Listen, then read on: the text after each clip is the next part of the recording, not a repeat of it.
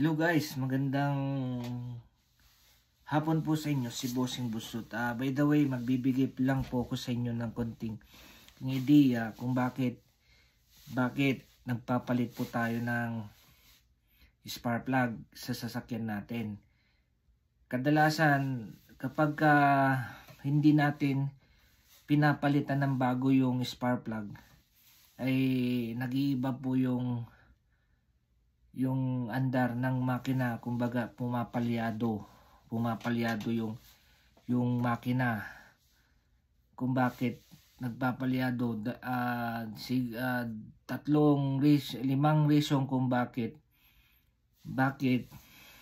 pumapalya yung sasakyan kapag nagpapalit po tayo ng sasakyan.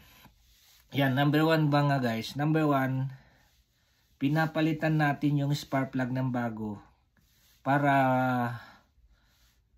yung spark o magmumula po sa ilalim ng makina papunta dun sa mga high tension wire going to, pag in-start nyo po yan, para yung spark ay masusunog niya yung langis, masusunog niya yung langis para maging maganda yung takbo ng fuel mixture po doon sa sasakyan natin mga guys. Number 2, pinapalitan natin yung spark plug kasi nagkakaroon ng siya ng palyado o nag-iiba po yung andar, kumbaga gumaganon siya, yung nagpumapali na gumaganon. Yun po yung reason kung bakit at nagmi-misfire.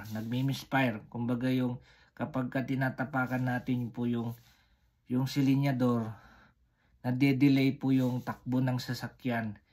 Yun po yun mga guys. Pangatlo, yung spark plug naman po ay kailangan malinis po yung gap doon po sa thread. At isa pa po yon, kailangan hindi po nababasa po yung mismong paglagyan ng spark plug dun sa may groove niyang ganun mga guys. Pang-apat, pagka hindi natin pinalitan, iitim po yung buga po ng muffler papunta bun palabas. Kaya yun yung tinatawag nila na mausok. Yan mga guys. Panglimang mga guys, maitim na po yung thread. Kumbaga, ito po yung papakita ko po sa inyo mga guys. Ito yung spark plug guys. Yung sinasabi nilang gaan ng thread, ito po yung guys oh. Yung thread, ito yung thread. Kapag maitim na po siya sa thread, yun yung po nagbibigay po ng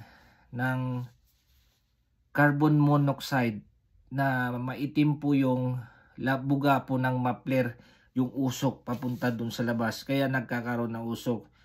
At isa pa po, yung gasolina na hindi mga guys, yung nasusunog dun sa loob, kaya maitim po siya, kagaya yan, nakikita nyo po nga guys, yan. Ito po yun, oh, yun ito. Kaya maitim po yan. Yan po yung gap na tinatawag, groove ang tawag dyan. Ayan oh. Yan mo guys. Ayan po yung kailangan malinis po yun. Kailangan yung nakikita nyo po yan, ito yung gap sa kanya po. Kailangan malinis po yan. Siya po yung nagbibigay ng spark papunta po doon sa high tension wire, papunta doon para umandar at makakapagsunog ng mga gasolina mga guys, para maganda yung mix and fuel, yung ikot ng makina o ikot yung makina, tapos yung gasolina na may maintain niya po yung mga mga guys. Yun po yun kung bakit pinapalitan yung spark plug mga guys. Isa pa, nagkakaroon ng ng cause kung bakit ang spark plug kapag ka nabasa po to, yung basa dito, ibig sabihin may problema po doon sa makina mismo na sasakyan mga guys. Yan po yung isi-share ko po sa inyo. Kailangan pag nagpalit po tayo ng spark plug mga guys, ang kilometro is nasa 40,000 miles o 100 bago magpalit ng spark plug kapag mausok na po masyado po yung sasakyan natin, yung buga ng kwan. Kailangan linisin natin, kasi kung hindi natin linisin yung mga guys, magkakaproblema po kayo at saka marami pong mga gastos mga guys. Yan po yung isi-share ko po sa inyo mga guys. Saka yung may mga isi-share ko lang po yung may mga sasakyan na halos matagal na rin na hindi nagpapalit ng spark plug. Kapag alam nyo na po na pumapalyado na po yung sasakyan natin, yung umaandar na gumaganon siya, yung nanginginig siya na ganun mga guys. Pag nanginginig na siyang ganun, kailangan nyo na pong palitan po yung spark plug nyo mga guys. Paalala ko lang po mga guys, mas bali bago po ang ilagay nyo, wag po yung ginagawa sa iba na linilinis lang. Ang panglilinis po yung iba naglilinis lang, yung leha na, yung ginaganon nilang ganon. Hindi po advisable po yung mga guys. Mas better to need a change new spark plug mga guys. Palitan natin po yan. Kasi kung gusto nyo pong maging mahabang buhay na sasakyan natin, kailangan lahat ng luma palitan. Wag lang yung puro remedyo mga guys. Kasi pagka remedyo lang guys, mas marami po kayong sakit sa ulo. Yan mga guys. Yan po yung sinasabi ko po sa inyo na magbibigay at magsishare po ako sa inyo ng mga guys. Yung mga bagay na mga kailangan nyong gawin sa mga sasakyan nyo mga guys.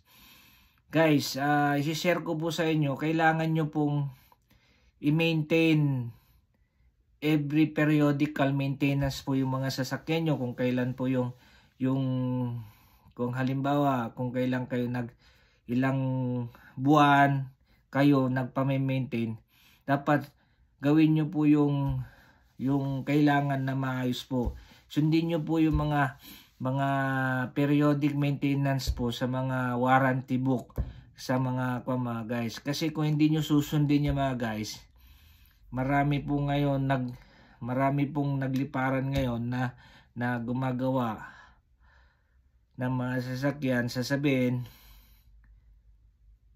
okay to, minsan nagsasabi po na hindi okay, ganyan. Mga guys, kailangan nyo pong i-maintain para maging maayos, humaba yung mga sasakyan natin. Kasi yan po yung importante mga guys, na ayusin natin mabuti mga sasakyan natin mga guys. At saka higit sa lahat mga guys, kailangan nyo bago kayo malis, kailangan check nyo mabuti mga sasakyan nyo. Check nyo lahat ng mga dapat kailangan mga guys. Yan, ang number 1 na i-check nyo po mga guys, kailangan i-check nyo mga brakes, tapos yung mga fluid, yung mga radiator, lahat i-check nyo po yan mga guys. Kaya yun po yung sinasabi ko po sa inyo na magbibigay po ako sa inyo. By the way, si Bossing Butchot ngayon lang po nakapagbigay po sa inyo ng isi-share kasi lagi po ako busy mga guys. Yun lang po guys. Please don't forget to subscribe and to follow naman yung YouTube channel ko mga guys. Kung ano yung mga sinishare ko po, dapat yung gawin mga guys. Yun po yun. Yun lang po mga guys, kailangan nyo pong gawin. Yan. Thank you for time and watch me. At saka sana nasa mabuti po kayo kalagayan mga guys. Yan. Bye-bye.